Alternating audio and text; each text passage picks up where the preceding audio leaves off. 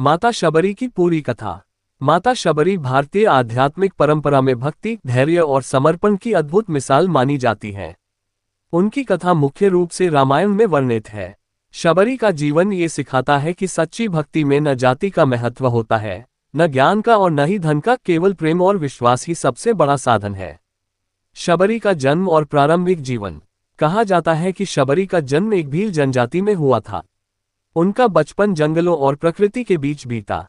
उस समय समाज में जाति और ऊंच नीच की भावना बहुत अधिक थी, जिसके कारण शबरी को अक्सर तिरस्कार सहना पड़ता था। जब शबरी युवावस्था में पहुंची, तब उनके परिवार ने उनका विवाह तय किया। विवाह के अवसर पर बहुत सारे पशुओं की बलि दी जाने वाली थी। शबरी का हृदय बहुत कोमल था।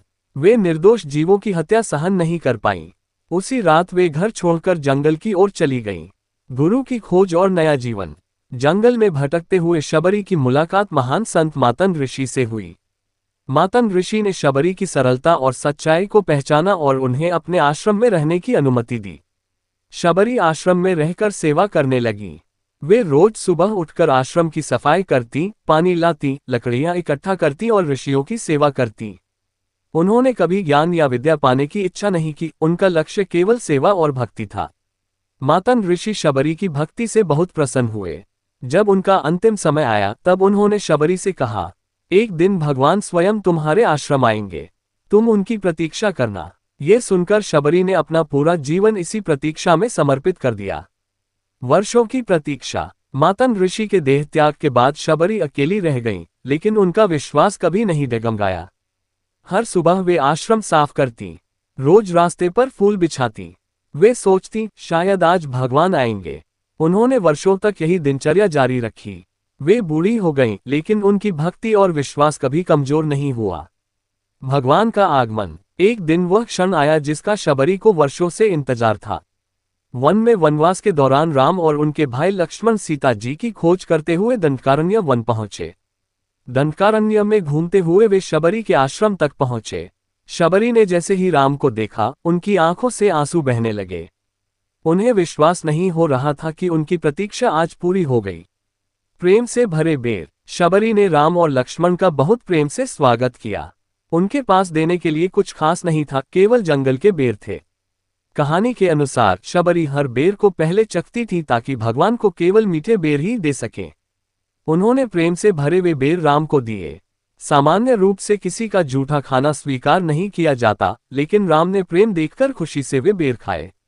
उन्होंने कहा, इन बेरों से स्वादिष्ट कुछ नहीं हो सकता, क्योंकि इनमें प्रेम मिला है। भक्ति का संदेश। राम ने शबरी को नवधा भक्ति के 9 रूप का ज्ञान दिया। श्रवण, कीर्तन, स्मरण, चरण सेवा, पूजा, वंदन, दास्य, सख्य और आत्मनिवेदन। राम ने बताया कि सच्ची भक्ति के लिए बड़े यज्ञ, तपस्या या धन की जरूरत नहीं होती, केवल सच्चा प्रेम चाहिए। शबरी की मुक्ति। भगवान राम के दर्शन के बाद शबरी का जीवन सफल हो गया। कहा जाता है कि भगवान का नाम लेते हुए उन्होंने शरीर त्याग दिया और मोक्ष प्राप्त किया। कथा से मिलने वाली सीख। 1. सच्ची भक्ति में भेदभाव नहीं होता। भगवान केवल प्रेम देखते हैं, जाति या स्थिति नहीं। 2. धैर्य सबसे बड़ा गुण है। शबरी ने वर्षों तक प्रतीक्षा की, लेकिन विश्वास नहीं छोड़ा। 3. सेवा भी भक्ति है। उन्होंने जीवन भर सेवा की और वही उनकी पूजा बनी। 4. प्रेम सबसे बड़ा प्रसाद है। राम ने बेर इसलिए खाई क्योंकि उनमें प्रेम था। आध्यात्मिक महत्व। शबरी की कथा भारत में भक्ति आंदोलन की मूल भावना को दर्शाती है कि ईश्वर हर व्यक्ति के लिए समान है। महान संत वाल्मीकि द्वारा रचित रामायण में ये प्रसंग भक्ति की सबसे सुंदर घटनाओं में गिना जाता है। निष्कर्ष। माता शबरी की कहानी केवल धार्मिक कथा नहीं, बल्कि जीवन जीने का मार्ग है। ये सिखाती है कि सच्चा प्रेम, सेवा और विश्वास जीवन को महान बना सकते हैं। उनकी कथा हमें बताती है, अगर मन सच्चा हो तो भगवान तक पहुंचने का रास्ता बहुत आसान हो जाता है।